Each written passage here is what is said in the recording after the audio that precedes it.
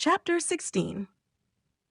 As no objection was made to the young people's engagement with their aunt, and all Mr. Collins's scruples of leaving Mr. and Mrs. Bennet for a single evening during his visit were most steadily resisted, the coach conveyed him and his 5 cousins at a suitable hour to Meryton, and the girls had the pleasure of hearing, as they entered the drawing-room, that Mr. Wickham had accepted their uncle's invitation and was then in the house. When this information was given, and they had all taken their seats, Mr. Collins was at leisure to look around him and admire, and he was so much struck with the size and furniture of the apartment that he declared he might almost have supposed himself in the small summer breakfast parlor at Rosings, a comparison that did not at first convey much gratification, but when Mrs. Phillips understood from him what Rosings was, and who its proprietor was, when she had listened to the description of only one of Lady Catherine's drawing-rooms, and found that the chimney-piece alone had cost £800, she felt all the force of the compliment, and would hardly have resented a comparison with the housekeeper's room.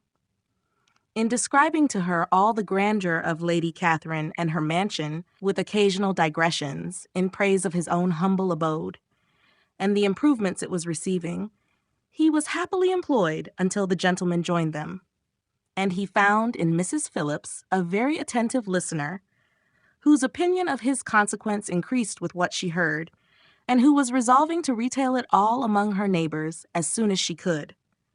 To the girls, who could not listen to their cousin, and who had nothing to do but to wish for an instrument, and examine their own indifferent imitations of china on the mantelpiece, the interval of waiting appeared very long. It was over at last, however. The gentleman did approach, and when Mr. Wickham walked into the room, Elizabeth felt that she had neither been seeing him before, nor thinking of him since, with the smallest degree of unreasonable admiration. The officers of the shire were in general a very creditable, gentlemanlike set, and the best of them were of the present party. But Mr. Wickham was, as far beyond them all in person, countenance, air, and walk, as they were superior to the broad-faced, stuffy Uncle Phillips, breathing port wine, who followed them into the room.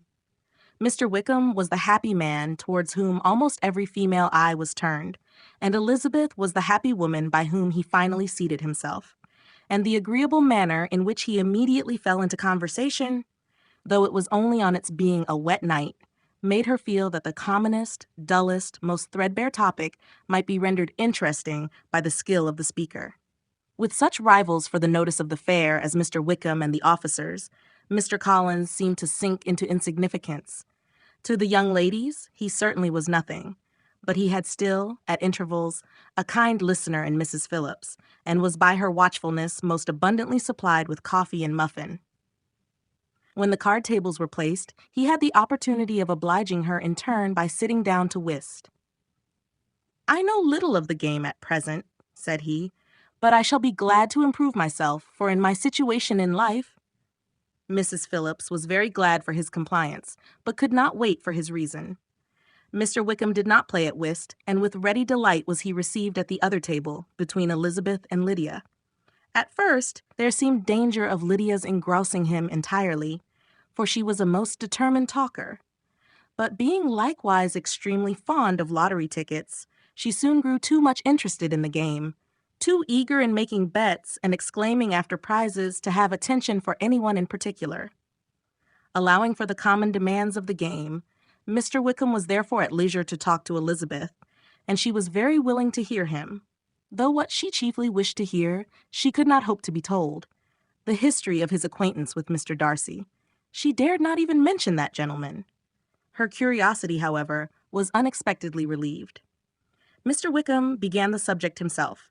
He inquired how far Netherfield was from Meryton, and after receiving her answer, asked in a hesitating manner how long Mr. Darcy had been staying there. "About a month," said Elizabeth, and then, unwilling to let the subject drop, added, "He is a man of very large property in Derbyshire. I understand." "Yes," replied Mr. Wickham. "His estate there is a noble one, a clear 10,000 per annum.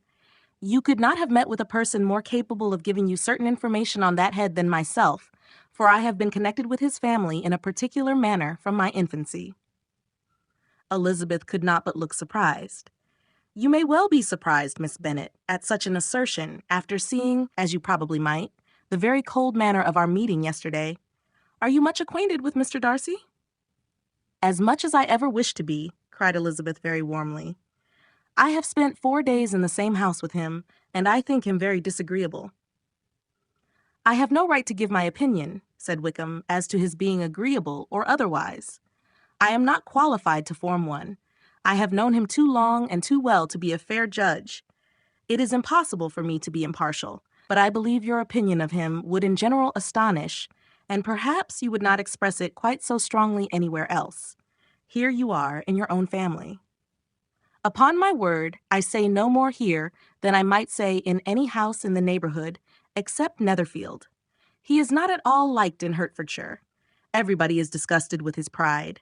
You will not find him more favorably spoken of by anyone. I cannot pretend to be sorry, said Wickham, after a short interruption, that he or that any man should not be estimated beyond their deserts, but with him I believe it does not often happen. The world is blinded by his fortune and consequence, or frightened by his high and imposing manners, and sees him only as he chooses to be seen. I should take him, even on my slight acquaintance, to be an ill-tempered man. Wickham only shook his head. I wonder, said he, at the next opportunity of speaking, whether he is likely to be in this country much longer. I do not at all know, but I heard nothing of his going away when I was at Netherfield. I hope your plans in favor of the shire will not be affected by his being in the neighborhood. Oh, no. It is not for me to be driven away by Mr. Darcy. If he wishes to avoid seeing me, he must go. We are not on friendly terms, and it always gives me pain to meet him, but I have no reason for avoiding him, but what I might proclaim before all the world, a sense of very great ill-usage, and most painful regrets at his being what he is. His father, Miss Bennet, the late Mr. Darcy, was one of the best men that ever breathed, and the truest friend I ever had. And I can never be in company with this Mr. Darcy without being grieved to the soul by 1,000 tender recollections. His behavior to myself has been scandalous, but I verily believe I could forgive him anything and everything, rather than his disappointing the hopes and disgracing the memory of his father. Elizabeth found the interest of the subject increase, and listened with all her heart, but the delicacy of it prevented further inquiry. Mr. Wickham began to speak on more general topics: Meryton, the neighborhood, the society, appearing highly pleased with all that he had yet seen, and speaking of the latter with gentle but very intelligible gallantry. It was the prospect of constant society, and good society, he added, which was my chief inducement to enter the shire. I knew it to be a most respectable, agreeable corp, and my friend Denny tempted me further by his account of their present quarters, and the very great attentions and excellent acquaintances Meryton had procured them. Society, I own, is necessary to me. I have been a disappointed man, and my spirits will not bear solitude. I must have employment and society. A military life is not what I was intended for, but circumstances have now made it eligible. The church ought to have been my profession. I was brought up for the church, and I should at this time have been in possession of a most valuable living, had it pleased the gentleman we were speaking of just now. Indeed. Yes, the late Mr. Darcy bequeathed me the next presentation of the best living in his gift. He was my godfather, and excessively attached to me. I cannot do justice to his kindness. He meant to provide for me amply, and thought he had done it, but when the living fell, it was given elsewhere. Good heavens, cried Elizabeth. But how could that be? How could his will be disregarded? Why did you not seek legal redress? There was just such an informality in the terms of the bequest as to give me no hope from law. A man of honor could not have doubted the intention, but Mr. Darcy chose to doubt it, or to treat it as a merely conditional recommendation, and to assert that I had forfeited all claim to it by extravagance, imprudence, in short, anything or nothing. Certain it is that the living became vacant 2 years ago, exactly as I was of an age to hold it, and that it was given to another man, and no less certain is it that I cannot accuse myself of having really done anything to deserve to lose it. I have a warm, unguarded temper, and I may have spoken my opinion of him, and to him, too freely. I can recall nothing worse. But the fact is that we are very different sorts of men, and that he hates me. This is quite shocking. He deserves to be publicly disgraced. Some time or other he will be, but it shall not be by me. Till I can forget his father, I can never defy or expose him." Elizabeth honored him for such feelings, and thought him handsomer than ever as he expressed them. "But what," said she after a pause, "can have been his motive? What can have induced him to behave so cruelly? A thorough, determined dislike of me, a dislike which I cannot but attribute in some measure to jealousy. Had the late Mr. Darcy liked me less, his son might have borne with me better, but his father's uncommon attachment to me irritated him, I believe, very early in life.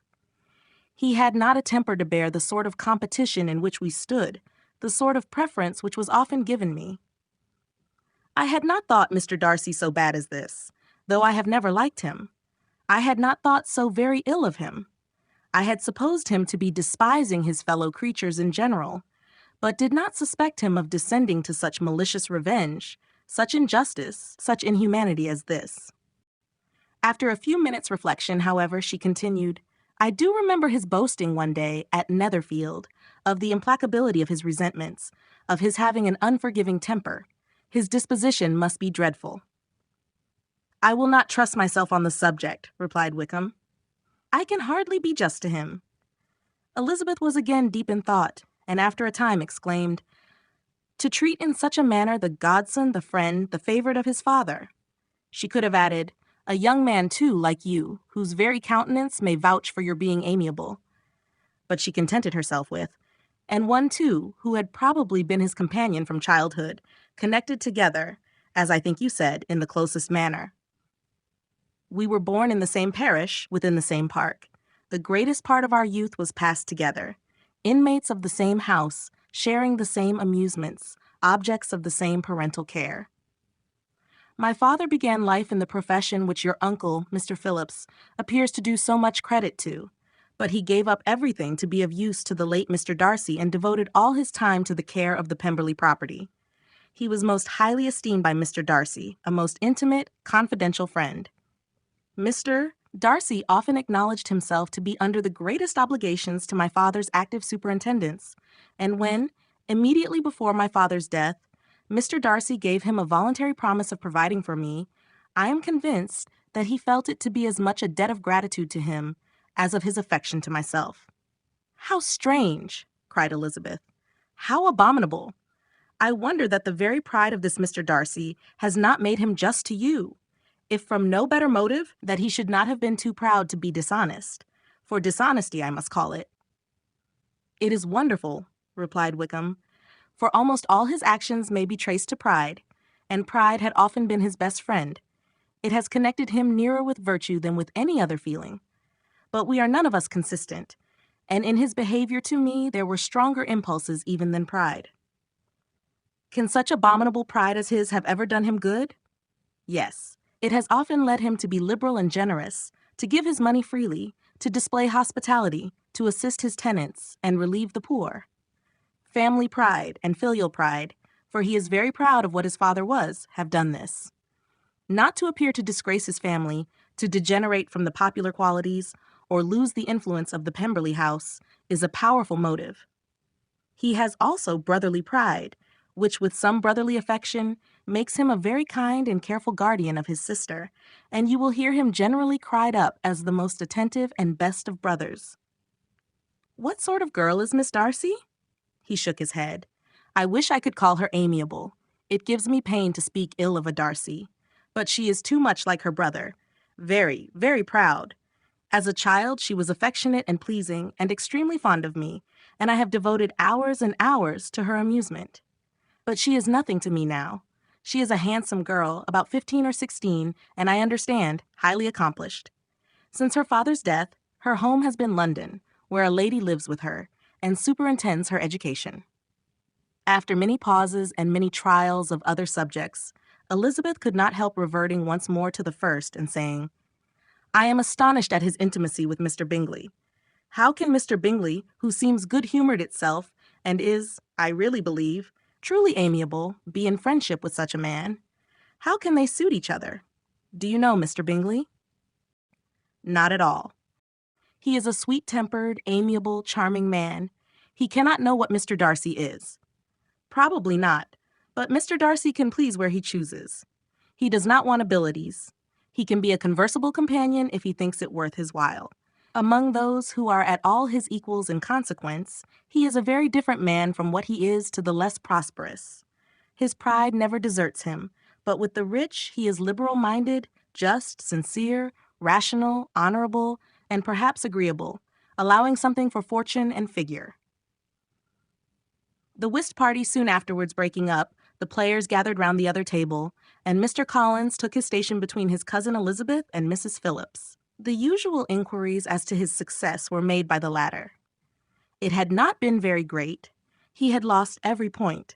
But when Mrs. Phillips began to express her concern thereupon, he assured her with much earnest gravity that it was not of the least importance, that he considered the money as a mere trifle, and begged that she would not make herself uneasy. "I know very well, madam," said he, "that when persons sit down to a card table, they must take their chances of these things, and happily I am not in such circumstances as to make 5 shillings any object. There are undoubtedly many who could not say the same, but thanks to Lady Catherine de Bourgh, I am removed far beyond the necessity of regarding little matters." Mr. Wickham's attention was caught, and after observing Mr. Collins for a few moments, he asked Elizabeth in a low voice whether her relation was very intimately acquainted with the family of de Bourgh. "Lady Catherine de Bourgh," she replied, "has very lately given him a living. I hardly know how Mr. Collins was first introduced to her notice, but he certainly has not known her long. You know, of course, that Lady Catherine de Bourgh and Lady Anne Darcy were sisters, consequently that she is aunt to the present Mr. Darcy." "No, indeed, I did not. I knew nothing at all of Lady Catherine's connections. I never heard of her existence till the day before yesterday." "Her daughter, Miss de Bourgh, will have a very large fortune, and it is believed that she and her cousin will unite the 2 estates." This information made Elizabeth smile, as she thought of poor Miss Bingley. Vain indeed must be all her attentions, vain and useless her affection for his sister, and her praise of himself, if he were already self-destined for another. "Mr. Collins," said she, "speaks highly both of Lady Catherine and her daughter, but from some particulars that he has related of her ladyship, I suspect his gratitude misleads him, and that in spite of her being his patroness, she is an arrogant, conceited woman." "I believe her to be both in a great degree," replied Wickham. "I have not seen her for many years, but I very well remember that I never liked her, and that her manners were dictatorial and insolent. She has the reputation of being remarkably sensible and clever, but I rather believe she derives part of her abilities from her rank and fortune, part from her authoritative manner, and the rest from the pride for her nephew, who chooses that everyone connected with him should have an understanding of the first class." Elizabeth allowed that he had given a very rational account of it, and they continued talking together, with mutual satisfaction, till supper put an end to cards, and gave the rest of the ladies their share of Mr. Wickham's attentions. There could be no conversation in the noise of Mrs. Phillips's supper party, but his manners recommended him to everybody. Whatever he said was said well, and whatever he did, done gracefully. Elizabeth went away with her head full of him. She could think of nothing but Mr. Wickham, and of what he had told her, all the way home. But there was not time for her even to mention his name as they went, for neither Lydia nor Mr. Collins were once silent. Lydia talked incessantly of lottery tickets, of the fish she had lost and the fish she had won, and Mr. Collins, in describing the civility of Mr. and Mrs. Phillips, protesting that he did not in the least regard his losses at whist, enumerating all the dishes at supper, and repeatedly fearing that he crowded his cousins, had more to say than he could well manage before the carriage stopped at Longbourn House.